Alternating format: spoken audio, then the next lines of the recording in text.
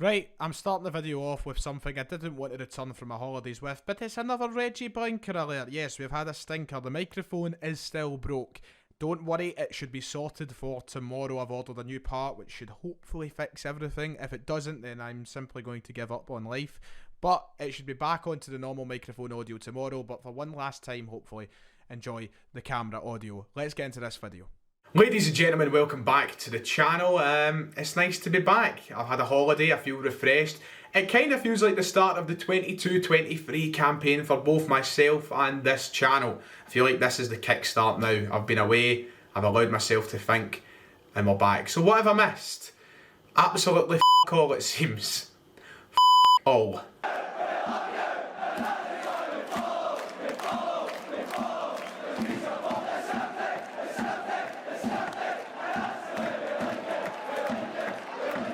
And now that I'm back, it's always that time of the video where I remind yourselves to go and hit that like and subscribe button if you haven't already. On the road to 35,000 subscribers. We're hopefully going to get to 40,000 by the end of the year maybe. We'll try and get as close to it as possible, but that all helps with you guys pressing the button. So if you haven't already, please make sure to do so. It's just nice to be back. I feel like I've missed this. I feel like I've missed sitting down and talking to you guys as we make this the season where we go for it, full-time YouTube and all that. So if you haven't, please make sure to press that. So what have I missed? Nothing really, genuinely. And I know I made that joke at the start of the video. I feel like I've not missed an awful lot. I went away, of course, on Thursday. I was back yesterday, and in that space of time, not much has actually changed at Celtic. We've had a couple of sort of stories breaking that players are close to joining the club. We're going to cover all of that today. But in general, nothing significant has happened. Now, I made the joke on my live stream before I went away saying that it would just be my luck for Celtic to announce Jota while I'm away, while I'm not here to actually report on it and give my thoughts and opinions on it. But they haven't done that. Jota hasn't signed. We've had no other signings come through the door as well. Siegrist was the last player to join. That happened last week, right before I left to go to Poland. So in that time, not much has actually happened. So it's been a bit of a disappointment in that sense, but I suppose we've still got a summer ahead of us to try and get things done. Hopefully the business does start to happen over the next couple of weeks. But what is there to talk about then? Let's have a look at a few things that I suppose we should talk about. Is this a big week for Celtic? I think that, you know, I feel like I've been guilty of sitting down at the start of every week for the last month saying, go, big week for Celtic, we've got to try and do this, we've got to get Jota through the door, we've got to try and get another signing through the door, and then we've not actually done it. But I feel like now actually, with pre-season starting today, for a lot of the players, it feels like now this is where the hard work begins for Celtic, and we now need to make those sort of strides towards improving for the next campaign. So let's talk about all of that. And as I just kind of briefly mentioned there, that's the first big story. Today is the day it all sort of begins. Players have returned to Lennoxtown. Training begins for the 22-23 campaign, and Ange Postecoglou is back amongst the players. I'd imagine they've been keeping a very strong amount of contact throughout the past few weeks since that last game of the season, last campaign. But I think that now that we're all back and we're seeing the players return to training, we're seeing all the photos of things going on, it's nice to know that we are sort of getting there and the football will be returning soon. Of course, it's only a select group of players who are back at Lennoxtown right now. I believe it's all the players who weren't involved with the international setups of the respective nations. So Callum McGregor, for example, won't be there. The other Scottish lads who went away with the national team, Juranovic, who was with Croatia, a few of the other guys who have been dotted around the globe for their international teams. They won't be at training just yet. I think it's a few more days or so till they meet up with the guys at the camp just now. But we've got a very big group of players who are back in at training just now. They're getting prepared for the next campaign, a campaign where we want to be bigger and better, as Ange Postecoglou says. Now, you remember last year, it's so fun and weird to think about. Last year, we seen that clip of Ange's first training session, and we got that famous soundbite of him saying, "We never stop." And that sort of became the motto at Celtic since he's taken charge of the team. That's the kind of branding of Ange Postecoglou's Celtic. That was a year ago now, and now they return to training. We've got a couple of new faces in there, a couple of younger players who'll be in and around the first team at the moment as well. I think we've seen the likes of Toby Albiemi, who was with Joe Hart. You know, this is it again, but it's aiming to get better on what we've seen last year from that small clip. Hopefully we get another mic'd up session. That would be fantastic. But it's good to see the players back. It's one step closer to the return of club football for Celtic fans. And it's good to know that the players are back and working, getting fitter, getting better, and working towards hopefully another successful campaign with Ange Postecoglou. So the first thing to talk about outside of that in terms of transfer dealings and such, Jota of course still isn't here. He didn't sign over the weekend while I was away, and we're still awaiting the confirmation of him becoming a Celtic player, despite all of those reports saying it's effectively done. The announcement is only a matter of time away. We've still heard nothing, and that's the kind of scary thing, the fact that we've been saying that for weeks now.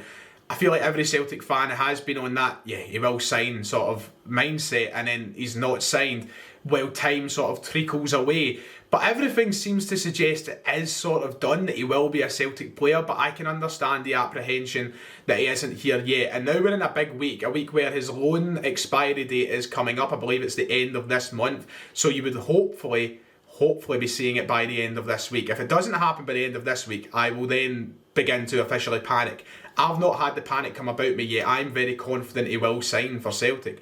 I'm not saying that I know that or have any information to suggest that he will sign for Celtic this week, but I'm kind of holding on to this fantastic, optimistic idea that he will. We just have to be patient and wait and see, and I know that patience has run out for a lot of folk, but I don't know. I feel like it could happen any day now. That's the thing. I was about to say, we've not had any negative information. We've not had any news to make us be sceptical. But I suppose that can just happen at the drop of a hat. That's what happened with Eddie Howe. We were all just sitting there patiently waiting for the announcement of Eddie Howe as Celtic manager, and then randomly one night an article broke that the deal had collapsed, and then, you know, minutes later or a couple of hours later, Celtic had a statement released that he wasn't joining the club. Is that going to happen with Jota? I really don't think so. I'm trying my best to reassure everybody who may be sceptical, but I just don't see that happening as of this moment. And touch wood, I don't get left with egg on my face in saying that. But I just feel like there would be more there to suggest it's not going to happen. There would be links with another club. Benfica would be saying they're eager to see him play, but everything is pointed towards him joining Celtic. The new Benfica manager, Roger Schmidt, he's apparently not interested in using him. There hasn't been other clubs who have been heavily linked with him. I think that we're just waiting to hear that the personal terms have been agreed between the player and the club. And I'm very confident that they have been agreed. It's just a matter of getting it dot the I's and cross the T's. So hopefully it is this week. There was that photo of him, I think that was last Thursday or Friday. It was one of the first couple of days I was in Poland. There was a photo that came out and it was him with the Benfica youth players or something. He was visiting the Benfica training centre. The photo is on screen now. And to me, that seems like a final farewell. You know, I think he's went over to Benfica. He's saying cheerio to everyone that he's known along the way. Of course, he's been with Benfica for a long, long time. It's only right that he gets a big group photo and goes on and leaves the club. I don't think that he would go over there, get a group photo with all these youngsters and everybody else just to be like, okay, I'll see you tomorrow. I think that this is a sort of goodbye sort of thing. I'm very much positive on that front. I think that that is the sort of message that we needed to kind of reassure ourselves that he's coming here. A lot of people were giving it that, oh, he's back at Benfica, that can't be good. But this is the sort of photo that to me would suggest he's saying his goodbyes. Just like we've seen those sort of videos of Bernabei saying farewell to his teammates in Lanús. You know, he's not going to go without saying goodbye. He's got to get a couple of photos to remember his time. This just happens to be the one that was shared. So yeah, hopefully it is a final farewell for him at Benfica, and hopefully we're going to hear very, very soon. On that note, Lee Griffiths. Yes, Lee Griffiths, a name who hasn't been mentioned on this channel for a long, long time. I can't remember the last time I spoke about Lee Griffiths on this channel. It's been pretty pleasant not having to mention Lee Griffiths on this channel, to be quite honest. But he was actually out in the Record last night, I believe, talking about the signing of Jota, and he was trying to calm down Celtic fans and reassure them just because he isn't here, it isn't the end of the world. And no, that's not to say that he was saying it'll happen. It's because he thinks we have better options than Jota. So Lee Griffiths was under the impression, or is certainly saying or suggesting that even without Jota, we shouldn't have to worry because we've got James Forrest on board. This was Lee Griffiths' quote here on screen. I don't think the Celtic fans should be panicking over the delay in the Jota signing on for next season. James. I'm too used to saying Jota and I'm saying James. I'm giving a nice Mediterranean twist here to James Forrest. Jamesy Forrest. James is the main man at the club in the wide areas. Jota had a brilliant season and the fans love him, but James has done it season after season and can be the key player again in the coming campaign. Now, you know what, I'm not going to be overly critical here. I'm not going to start laughing at Lee Griffiths for what he's saying, because James Forrest has been a fantastic servant, and this is simply a case of a former teammate and probably close friend giving his backing in the public eye. But to suggest that James Forrest is on the same level as Jota at the minute is ridiculous. And I'm not going to read too much into it. I'm not going to start slaughtering Griffiths for his comments, because I think a lot of people will quickly do that. But I think it would be naive to suggest that Forrest is still the main man in the wide areas for Celtic. We know that his time as a starter at Celtic has sort of trickled away. He's never going to return to the level of which he once was. He's never going to be playing week in, week out as the main guy on the right-hand side for Celtic. That time has passed. And as optimistic as Lee Griffiths may be and his friend, to return to that, I just think that everything last season shows you that is not in the plans of Ange Postecoglou. Now, I know we've given him a contract extension, but I think that was really out of the fact that Forrest has been a servant to this club, and he still is of use to the club, but not the same amount of use as what he once was.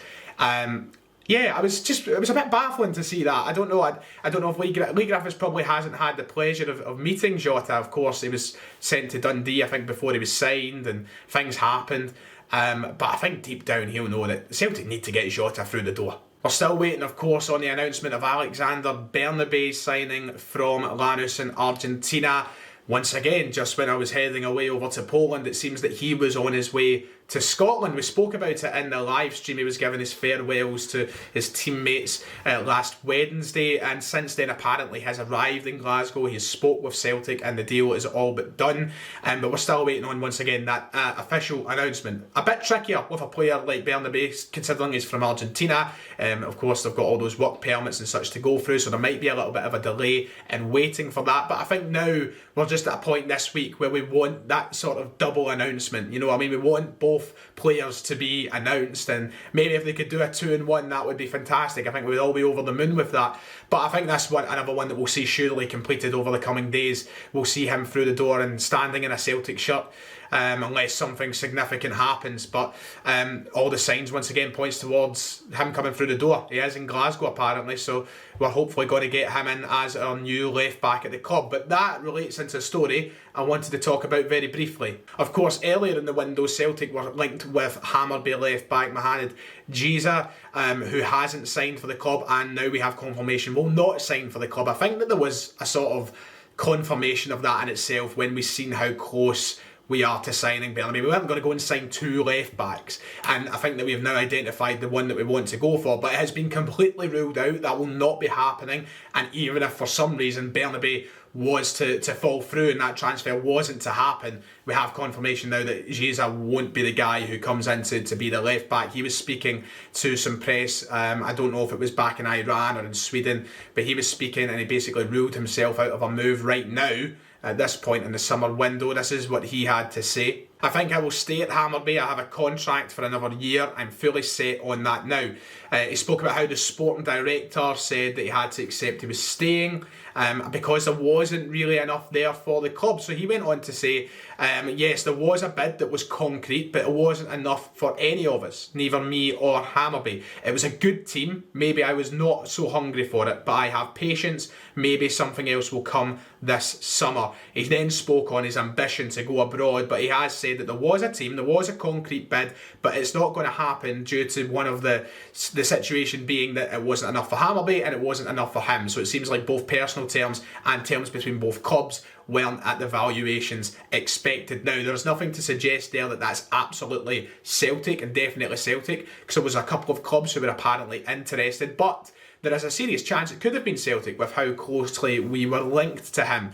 But if Celtic don't see the value in it, then it's only right, I think, for us to kind of pull out of the transfer. There's nothing to suggest that was a must sign for Celtic, and he looks a cracking player, and I would have liked to have seen him come through the door. But if it's not going to work and he's not as hungry for it, We don't want to sign players who aren't hungry. We need players who are wanting to play for Celtic. They want to play for Ange Postecoglou. And as he said, if something else comes up this summer, I don't think that's going to be Celtic because, well, the chance has been there. So that's over and done with. That's out the window. I think that we're waiting on our man Alexander Bernabei now to kind of come through the door. And finally, the last kind of transfer-y sort of bulletin thing to talk about here is Josip Juranovic. Once again, we spoke about him last week very briefly when he was linked with a move away from Celtic. Then Fabrizio Romano got the world in turmoil, you know, the biggest news drop of the 21st century. Apparently he was leaving Celtic. It was expected that he would leave this summer. That was quickly corrected the next day by the Croatian media, who said he was happy at Celtic. He would be staying at Celtic for now. But there's been more news that broke yesterday afternoon. Sky Sports reporting that Josip Juranovic has been looked at by Atletico Madrid in Spain, one of the biggest clubs in Europe, of course, one of those clubs who are linked with an entry to the European Super League.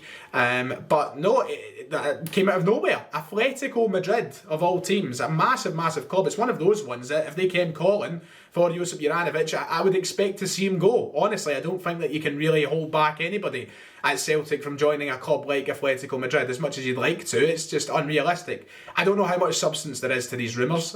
Sky Sports were the ones who kind of broke the story. But hopefully the Croatian media last week, the Croatian journalist who spoke about him being interested in staying at Celtic for his World Cup needs, was right. But this is the thing, he's a cracking player, and he showed that both on a club level and international level. He showed it in Europe as well. He's someone who I could honestly see walking right into the starting 11 of an Atletico Madrid side. I think they're looking for a right back, in fact. So you know, it's one that we're just going to have to wait patiently and see. There are small talks and rumours of that interest. Will it amount to anything? I really hope not, because I really want him to stay at Celtic. But there you go, there is talks of that happening. It's just a club I didn't expect to hear. It's the last thing I expected to hear yesterday when I was driving back from Edinburgh Airport. And finally, to wrap up the video, Celtic released their training kits today. Yes, our new range of athletic wear has been released to the public for this season, and quite disappointing, I would say. I don't think it's too bad. A lot of people being very, very critical of it. I still think there's some nice pieces of clothing in there. But ultimately, you know, it's compared to previous ranges that so far Adidas have gave us, I think it's the most disappointing yet. They've really went all in on this shielded badge, haven't they, that we see on the away kit. I just don't think it's as effective on the training kits. Some of them look nice though. There's one of the things, I think it's one of the t-shirts, that looks sort of retro in a way. I could see them rocking it in like the 80s or 90s, going to Barrafield or whatnot. But nah, it is slightly disappointing. A very kind of bland colour range and scheme there. But there you go, the training kits are out, very pricey. So this year I don't think last year I went all in. Last year I bought a tracksuit jacket, I bought about 3 training tops.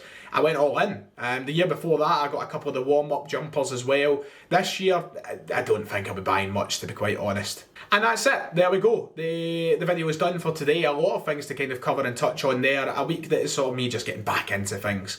I'm glad to be back, I'm happy to be back. Let me know if you're happy to see me back. Probably not. I'd imagine. Back talking shite as usual. But yeah, I hope you've enjoyed today. Make sure that like and subscribe if you haven't already. And I'll get catching up with you again tomorrow, and hopefully we'll have some big news over the coming days to kind of go live and such on as well. Hopefully the second channel will be back in action too this week if you're into that. So yeah, thanks for watching. I'll see you all next time.